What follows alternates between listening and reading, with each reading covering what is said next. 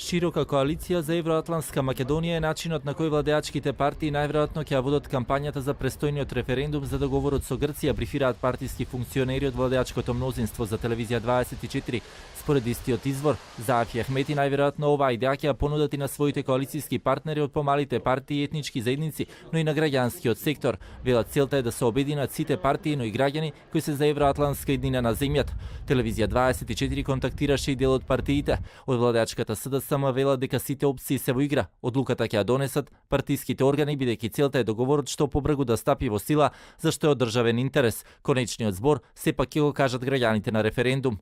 Од коалицискиот партнер на СДСМ дуипак да објаснува дека замислата е да се води кампања во која вокабуларот нема да биде со националистички пораки, туку ќе се повикува на заедништво и соживот без оглед на етничката припадност на граѓаните.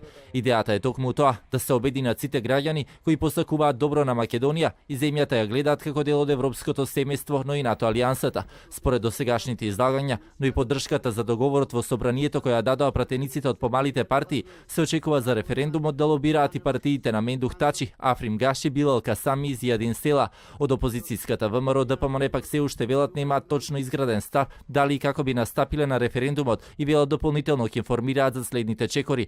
Велат ова се тешки моменти, но и остануваат на партискиот став дека договорот со Грција е штетен и нема легитимитет. Сепак уште по првата изјава по постигнувањето на договорот, лидерот на партијата Христијан Мицковски порача дека тој ќе гласа на референдум против, што би значило дека ако ВМРО ДПМН гласа, ќе се постигне цензусот што е неопходен да успее.